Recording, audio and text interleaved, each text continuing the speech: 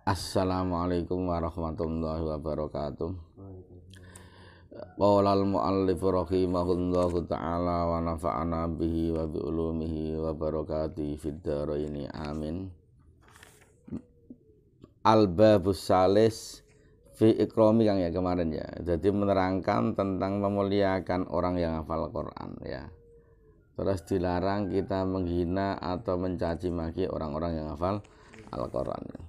Wa an Jabirin Airwiya Airwiya an Jabir ibn Abdullah radhiyallahu anhu wa ruwiya lan diriwayatake an Jabir ibn Abdullah saking Jabir bin Abdullah radhiya muga-muga ngridani sapa Allah Gusti Allah anhuma saking Jabir bin Abdullah. Jabir termasuk sahabate Kanjeng Nabi kan. Ngendikane annan nabiyya sallallahu alaihi wasallam kana yajma'u bainar rajulaini. Annan nabiyya sak temene Kanjeng Nabi Muhammad sallallahu alaihi wasallam iku kana ana sapa Kanjeng Nabi ana iku yajma'u ngumpulake sapa Kanjeng Nabi bainar rajulaini ing dalem antarane wong loro. Ming qatla Uhudin saking wong kang den pateni dalam perang Uhud. Jadi Kanjeng Nabi mengumpulkan dua orang laki-laki yang mati dalam keadaan perang Uhud. Jadi wong hafal-hafal Quran zaman dulu itu kan ketika ada perang Uhud itu banyak yang meninggal. Ketika itu mulai sahabat Utsman duwe inisiatif Quran ditulis. Summa yaqulu mongko nulika ngendika sapa Kanjeng Nabi. Ayyuhuma aktsaru akhdan lil Qur'ani. Ayyuhuma anata utawi ki rajulaini.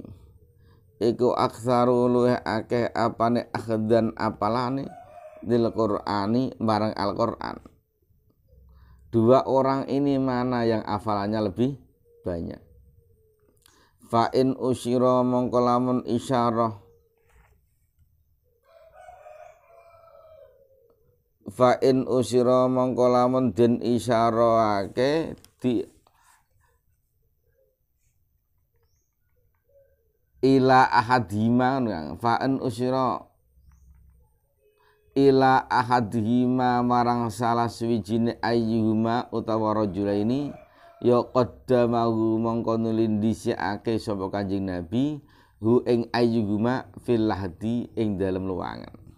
Ketika dikubur Kang ingin dimasukkan di liang lahat ya, Kanjeng Nabi Muhammad sallallahu alaihi wasallam tanya kepada sahabat-sahabat ini, di antara kedua orang ini yang banyak hafalannya Al-Quran yang mana? Kalau ditunjukkan yang itu, yang ini sudah khatam 30, yang ini baru 15. Yang didahulukan itu orang-orang yang hafalannya lebih banyak. Ini termasuk keistimewaan orang yang hafal Al-Quran.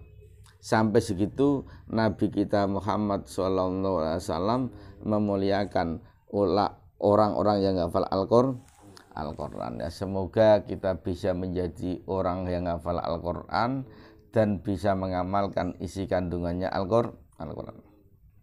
Wa an Abi Hurairah radhiyallahu anhu. Wa an Abi Hurairah lan saking Abu Hurairah radhiyallahu anhu. Radhiya muga-muga ngridani sapa Allah Gusti Allah anu saking Abu Hurairah. Anin Nabi sallallahu alaihi wasallam saking Kanjeng Nabi Muhammad sallallahu alaihi wasallam. Ngendikane innallaha azza wa jalla qol. Innallaha sak temne Gusti Allah azza maha luhur sapa Allah wa jalla lan maha agung sapa Allah. Qala ngendika sapa Gusti Allah. Jadi hadis ini diriwayatkan dari Abu Hurairah dari Nabi Muhammad sallallahu alaihi wasallam, sesungguhnya Allah Subhanahu wa taala bersabda ya. Ya berfirman ya, innallaha firman ya.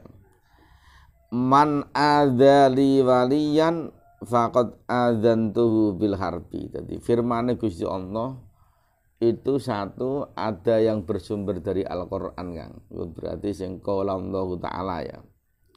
Nah iki lho Pak, iki firman Gusti Allah kok ora ada di dalam Al-Qur'an. Jadi yang pertama ada yang bersumber dari Al-Qur'an, yang nomor dua bersumber dari hadis qudsi ya. Jadi firman Gusti Allah yang bersumber tidak bersumber dari Al-Qur'an itu dinamakan hadis qudsi ya iki. Terus termasuk ini man adzani waliyan faqad adzantuhu bil harbi. Ada lagi kok man sagolagul Qur'anu an dzikri wa mas'alati a'taituhu afdhala ma'utis sa'il. Itu orang-orang yang tersibukkan dalam Al-Qur'an, deres Al-Qur'an, ngaji Al-Qur'an sampai-sampai tidak bisa menyempatkan waktu untuk meminta kepada Allah, pasti dikasih. A'taituhu, Allah pasti memberi a'taitu yang lebih mulia dibanding orang-orang yang meminta. Itu yang pertama ya. Yang nomor dua ini Kang, man utawi sapane wong lamun ku ada nglarakake sapa man li ingsun. Jadi menyakiti Gusti Allah lewatnya apa? Walian ing kekasih Gusti Allah. Jadi kekasih Allah jenengan sakiti, kalian sakiti. Faqad adzantuhu mongko teman-teman nglarakake sapa ingsun hu ing man bil harbi kelawan peperangan. Jadi akhir zaman nanti orang sudah tidak tahu menghargai alim ulama, tidak mau memuliakan alim ulama, apalagi ulama-ulama difitnah ya. Ulama-ulama difitnah, apalagi orang sudah tidak mempercayai keramat-keramatnya para wali kan. Jadi Allah ini akan menurunkan yaitu fitnah yang besar, yaitu peperangan. Memuliakan para wali, sudah tidak percaya keramatnya para wali, dinah, dicaci maki dan lain-lainnya. Allah akan apa Kang? Akan menurunkan peperangan. Rawahu ngriwayatake hu ing hadis sapa Al-Bukhari Imam Bukhari. Jangan sampai kita menghina ulama, mencaci ulama, apalagi para kekasih-kekasih Allah Subhanahu wa taala. Wa sabata lan tetep fi sahihaini ing dalam hadis loro. Anhu saking Kanjeng Nabi Muhammad sallallahu alaihi wasallam. Hadis loro apa Kang? Hadis sing terpopuler iku hadise Imam Bukhari karo Imam Muslim nggih. Annahu sak temene Kanjeng Nabi iku kala ngendika sapa Kanjeng Nabi. Man utawi sapane wong lamun iku salat gelem salat sapa man as-subha ing salat subuh. Fa wa mongko utawi man iku fi dzimmatillah taala ing dalem tanggungane Allah Subhanahu wa taala. Falayat lubanna mongko aja luru temenan sira. Aja luru kum ing sira kabeh. Falayat luba mongko ora luru kum ing sira kabeh sapa Allah Gusti Allah min syai'in sanging siwiji-wiji min dimmati sanging tanggung Allah. Iki termasuk zaman dhisik Mbah Hamid Pasuruan ku tau ditakoki Kang. Ana wong ku rezekine dalam kekurangan terus, angger kerja kurang terus. Dan banyak hutangnya. Itu wasiate Mbah Hamid Pasuruan niku. Kon nglakoni jamaah salat subuh. Jadi kok kayak gelem nglakoni jamaah salat subuh 6 bulan nae, insyaallah kowe ora kekurangan rezeki ya. Masalah kaya dan fikirnya urusan Allah. Yang penting kamu ditanggung oleh Allah Subhanahu wa taala, tidak akan kekurangan rezeki ya.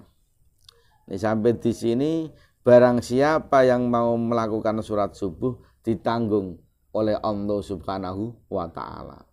Jadi semasa satu hari itu rezekinya Allah yang nanggung.